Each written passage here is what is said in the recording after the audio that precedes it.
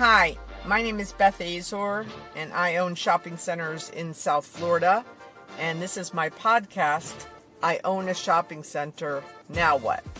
Today I want to speak to you about choosing between two leases, two deals, two prospects. Many times we have an option to pick between a regional franchise operator and a local tenant. And I find with some of my friends and students and clients that they lean towards picking the franchise, but really the local is probably stronger. And I think it's really important to dive in on the franchisee's financial statements. And I know we've spoken in the past that a franchisee with one location is just like a local. But I'm not speaking about that in this instance. I'm talking about the franchisee who maybe has 8 locations, and let's say the franchise in itself maybe has 300, and you're choosing between that person, that tenant, 8 locations, and a local tenant. So I think it's important to look at a lot of different factors in these deals. Many times I find that the franchises, because of the name and the machine behind the franchise, we property owners get swayed by the marketing dollars also. They're going to advertise a lot more maybe than the local tenant. However, 9 times out of 10, the franchisee or the franchise wants a significant amount of tenant improvement dollars to do the deal. And that's where I many times have a hard stop, because this is a brand new rollout. Even though they've opened more than 100 locations, the concept hasn't been around for maybe 2 years. I think that the longevity, the check on that, how long they've been in business, is really important. At this time of this recording, I think we have, 10 to 15 coffee rollouts going on. We have a bunch of burger rollouts going on. We have a bunch of chicken rollouts going on, Middle Eastern. There's just a lot of different franchise concepts on the rollouts. They're not all going to make it. So we just had BurgerFi filed bankruptcy a couple weeks ago. We have a concept called Bolé that's struggling in South Florida. And they were hotter than hot when both BurgerFi and Bolé were hotter than hot when they started first rolling out, and a lot of landlords put in a lot of tenant improvement dollars.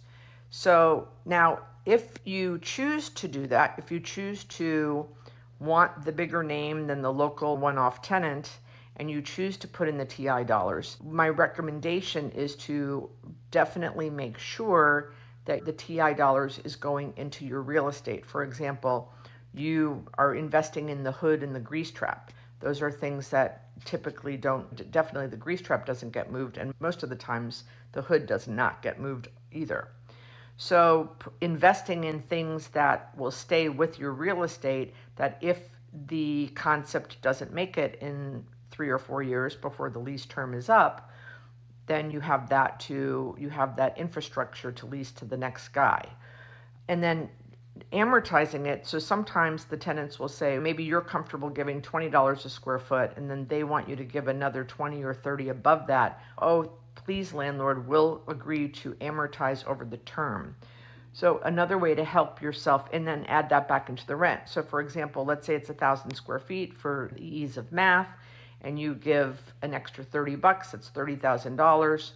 Instead of dividing it around over the lease term of 10 years, do it over the lease term of 5 years. And that way you are more likely to recapture that investment from the tenant. One point in my career, early in my career, I had a client who we had a failed Lone Star Steakhouse, and we had a corporation, not even a franchise, but a corporation look at our prospective space, and it was them versus a local family-owned restaurant, like an Asian Chinese restaurant, versus a huge behemoth of a corporation.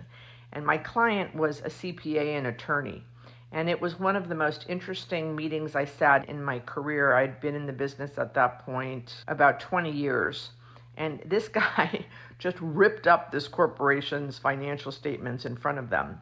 And he ended up going with the local guy. And 20 years later, the local guy's still in the space.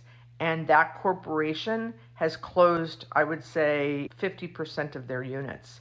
Bravo to my client. I think most people back then at that time would have picked the corporate tenant. He had seen through on the financials about the assets weren't really assets, they were liabilities, or the things they were putting on the financial statement.